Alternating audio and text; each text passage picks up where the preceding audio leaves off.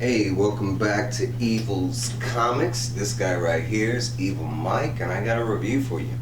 This is from ImageComics, Second Chances, issue number 2. It is written by Ricky Mammone, and artist is Max Bertolini, and then letters by DC Hopkins. Again, sorry if I mispronounce any of the names. I am extremely bad with names, remembering names, pronouncing names, names in general. If you have not read the first issue, basically it is a, kind of like a crime story, per se. Kind of like a private eye, old school detective tale. A guy's narrating the tale, telling you what he does and the situation that he is in. But we are catching up with the main character and drawing a blank at his name. If I come across it, I'll blurt it out. But the main character works for a business called Second Chances, and Second Chances, what they do is they basically are the people that help restart lives. Say you're in trouble with the mafia, need to hide, that they give you a new life, a second chance. That's just one example, but that's kind of what they do. In the beginning of the tale, he is approached by a former client, which happens to be one of his good friends, and he does take the job, regrettably, and instantly his friend is killed, and he is not able to give him the second chance that he had promised. So the rest of the book, right now he is trying to protect this girl that is involved with the whole detective side of the story. And the last we left, the girl was being, it looked like she was being hypnotized, and she was, kind of had our main character pinned up, and we also saw that maybe the main character was about to be assassinated by an ex-girlfriend or something like that. The last issue did leave a lot of questions hanging, and a lot of people that I talked to, we all kind of came to we just didn't know what went down. But the second book does offer a lot of explanations on the questions that a lot of us had. So we are catching up with the back with the story, and we are following an individual who's going to a junkyard. If you did read the first story, it is the homeless person that our main character gave his car to, and now the homeless person, following his instructions, have taken it to the junkyard to sell it to make some money off the car. And the guy gave him the car, and he was trying to do it and to help the homeless guy so he could sell the car and make money off of it. He took it to this guy at the junkyard, and come to find out, he kind of works with the guy that is affiliated with the guy from Second Chances, and mentions that the guy from Second Chances has helped him out a whole lot. We do catch up with Emma. It was the girl that was hypnotized. It's also one of the girls that's involved with the best friend's story. And she was kind of like investigating something, and she got in a little over her head. But we do find out that she was drugged, and we find out who she was drugged by, and we find out it is by the assassin, the ex-girlfriend of our main character. And basically at this point, the ex-girlfriend is telling him the plot and plan. And I'm trying to scroll if I can see this guy's name. I'll take a sip of my coffee while I do this.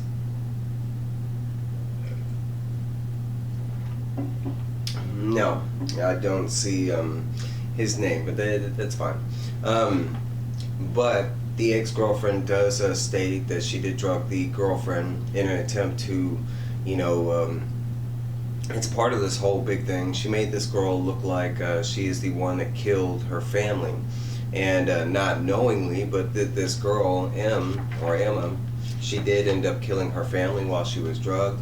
And the way it's supposed to work is she was supposed to get drugged, and then she was supposed to wake up and forget everything, not even know that anything happened, and she was just going to be a scapegoat for the crime, even though her parents were secretly assassinated by this other lady that is kind of chilling from afar. After revealing her plan, basically asking if the main character would like to join her, and giving him the option. And I think the main character's name is Liam. I don't know that's where I'm leading to, but I'm just going to call him Liam for now. But we do kind of catch up with Liam, and he is back with Emma after he knocked her out with her craziness.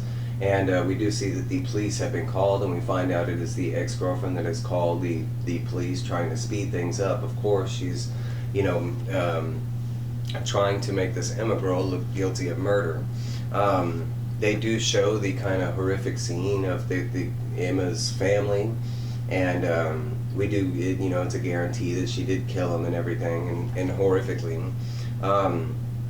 We do catch up with the bad guy, and he is talking with the assassin ex-girlfriend, and she is basically telling him that the job is complete, even though she knows it's not complete. You know, the guy Liam that works for Second Chances, he's still on the loose, and Emma is still alive. They're both supposed to be dead, no witnesses, kind of thing. The bad guy shown with our two kind of like fox samurai looking guys, but we do find out that he is aware that not all the you know, everything has been completed, kind of thing, and he states that, you know, that he's going to double check and make sure it has been completed before he pays her. Basically, you know, he's going to send those two little ninjas out to find Liam and Em.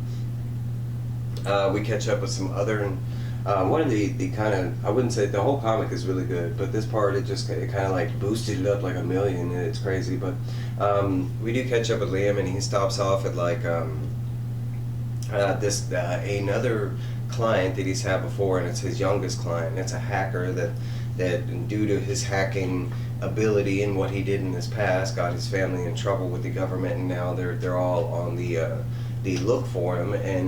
And at a previous point in time, you know, our guy from Second Chances has helped this guy out and given him a second chance, but now he is separated from his family, but he is going to him and, you know, kind of using him. Hey, you know, I did this for you, can you help me out for a second?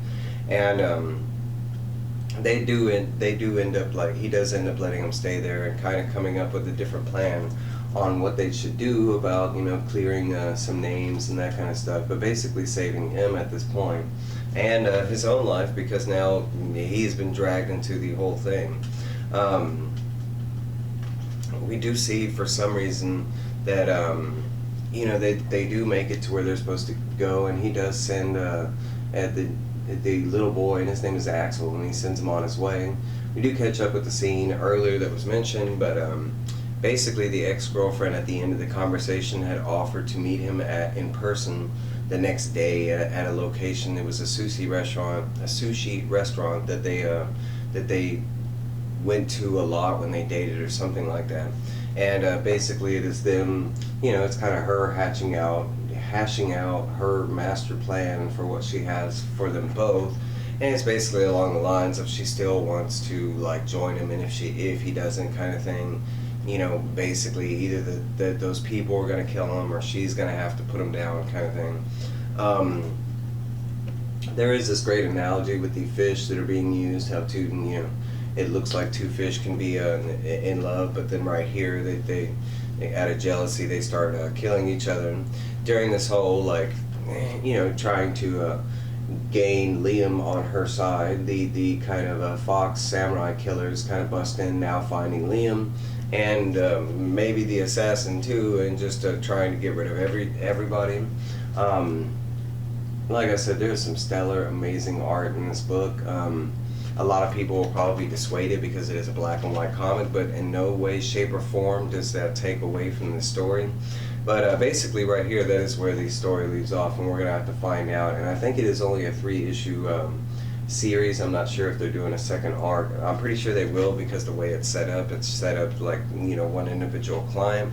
If you do that right, you could have a lot of clients, right? But basically that's where it leaves us off with. It is a great read. It's very nice because it is a wordy book, but it reads really quick. You talk about a roller coaster of a ride, because I mean, from straight to finish, it's pretty much action with dialogue embedded in there.